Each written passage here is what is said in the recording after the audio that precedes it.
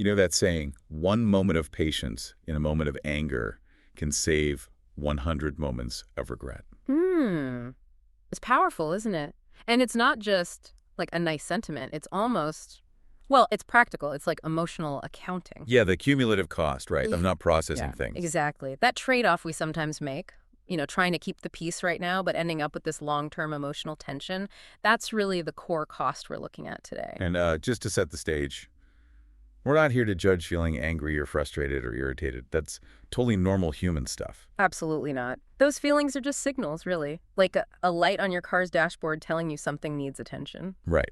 So our mission today is about looking beyond that initial flash of feeling Uh-huh. and starting to analyze maybe the invisible price tag of how you currently handle it, your coping strategy. Think of this whole deep dive as a necessary self-check-in, purely focused on awareness. Because the more you really get a handle on your emotional patterns, like what sets you off, why you react the way you do, the more power you actually gain to shift things. Yeah, makes sense. And that's the foundation, for building stronger boundaries, healthier relationships, and just a genuinely calmer mind. So we've looked at the research, and it really boils down to a few key questions you need to ask yourself. We're searching for the clues in your behavior. The evidence. Exactly. What really triggers you? How do you react when it happens? And then, honestly, what's that reaction costing you in terms of energy, time, maybe relationships? Okay, so let's unpack some of these critical behaviors, starting with how we handle pressure, especially when, say, our personal boundaries get pushed. Yeah, this is a big one. The sources really highlight this central dilemma. Do you speak up or do you shut down? A really strong predictor of future regret, apparently, is when you let something slide. Someone crosses a line, but instead of calmly saying You something... just swallow it for immediate peace. Right. But it's a bad trade. You get that temporary quiet, but you're racking up this emotional debt. And then you spend hours, maybe even days, just stewing internally, getting annoyed, letting the pressure build. That sounds corrosive, that Yeah. internalization.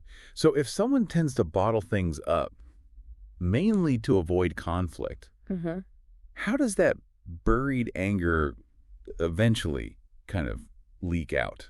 Because the sources say it does, right? Oh, it almost always does. It rarely stays perfectly contained. Think of it like a slow leak in a tire. Okay. You might catch yourself making passive-aggressive comments, or maybe using sharp sarcasm, often aimed at people you feel safest with. Right. Or just being super irritable. Exactly. Snapping over tiny things, the way someone chews, someone walking too slow, these little reactions. They're often just the pressure escaping from the bigger things you've buried. And then there's that other piece of the puzzle, feeling guilty for getting angry, Yeah. even when it was totally justified. Oh, that guilt is such a trap. Because if you feel bad just for feeling the anger, for accepting it as a valid signal, You can't learn from it. precisely, you stop yourself from actually solving the underlying problem. It just keeps you stuck in that loop. Suppress, feel bad, suppress again. Okay, so that's internalization. On the flip side, you have the more externalizing behaviors. These are obviously more visible. And often have immediate damaging costs. Yeah. Like Yeah. saying or doing things in the heat of the moment that you deeply regret later. That's a fast track to hurting relationships, isn't it? Yeah. Lashing out or maybe completely shutting down communication. It just erodes trust. Definitely. And we have to talk about the energy drain here, too. The replaying. Yes, that tendency to just replay frustrating situations over and over in your head for hours, sometimes days. Huh. You physically left the situation, but your nervous system, it's stuck on repeat, Right. burning through massive amounts of mental and emotional energy. It's like running on a treadmill long after the race is finished. So these are all the behavioral clues. Yeah. The symptoms, maybe. What's the ultimate marker that ties them all together? How do we know if we're managing the anger or if, the anger is managing us? Okay, the bottom line. What connects all these clues is how well you can play detective with your own emotions in the moment. Okay. So when anger hits, is it just this confusing, overwhelming rush, or can you actually identify the feeling underneath it? Like fear or hurt? Exactly. Fear, hurt, shame, feeling dismissed. No. If you can easily pinpoint that deeper root cause, you've probably got a decent handle on it. But if the anger just feels chaotic, confusing, disconnected from why it started, then yeah, the behavior is likely controlling you. All right, so if those behaviors were the symptoms, these four psychological landscapes we're about to discuss, they're more like the diagnosis. Okay, digging deeper now. Yeah, they reveal the underlying structure, the roots of your typical anger pattern, and that helps point towards the right kind of remedy for you. It's interesting how distinct these profiles are.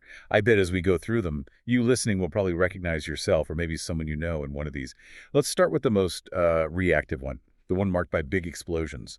The sources call this the erupting volcano. And the description is pretty much what it sounds like. We're talking big, intense outbursts, often followed almost immediately by this wave of shame or just confusion, like, where did that come from? The cycle here is really toxic.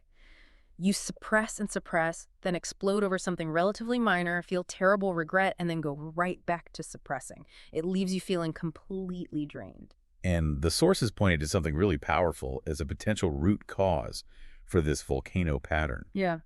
Chronic emotional invalidation. Can you unpack that a bit? What does that actually mean? Sure. It basically means growing up in an environment, maybe family, school, whatever, where your big feelings, especially anger or frustration, were consistently dismissed, punished, or just not allowed. You were told to be good, stay quiet. Exactly. You learned that those feelings were unacceptable. So your nervous system is constantly trying to release all that built up pressure, which leads to these huge, seemingly uncontrollable bursts that feel way out of proportion to whatever just happened. So the path forward isn't about more suppression, obviously. It's about learning to release the pressure valve gently. Absolutely. The action plan here is about breaking that suppression habit slowly.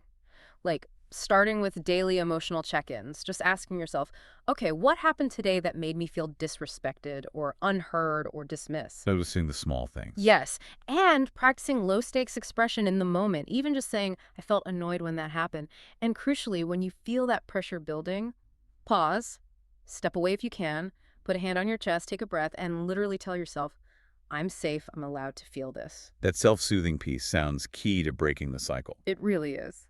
Okay, next up we have the mid-high reactivity pattern, the wounded warrior. This profile describes someone who feels things really intensely.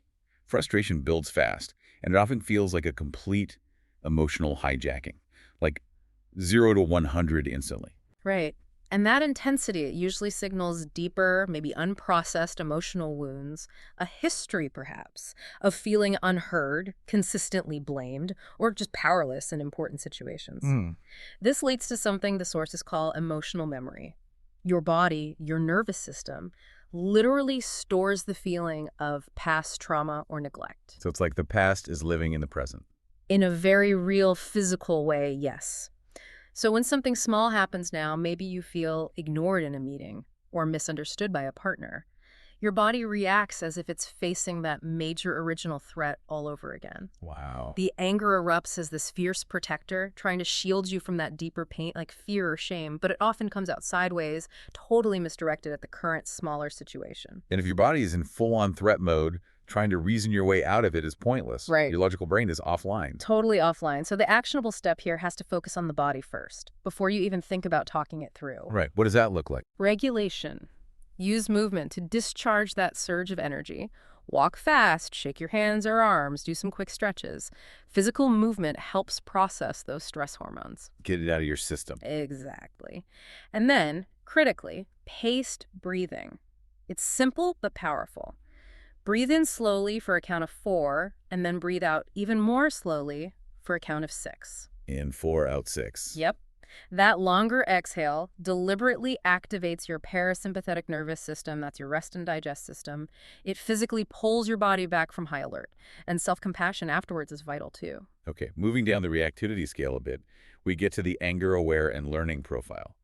This sounds like someone who generally handles things okay, but maybe still tends to hide their anger sometimes, avoid conflict, or brush off their own needs to keep the peace. That's it. You're aware of the anger maybe more than the previous types, but you're still uncomfortable expressing it constructively. You might trade your authenticity for what feels like tranquility. What's the underlying psychology here, according to the sources? It often stems from fear of rejection maybe, or fear of being seen as difficult or too much if you actually voice your needs or your anger.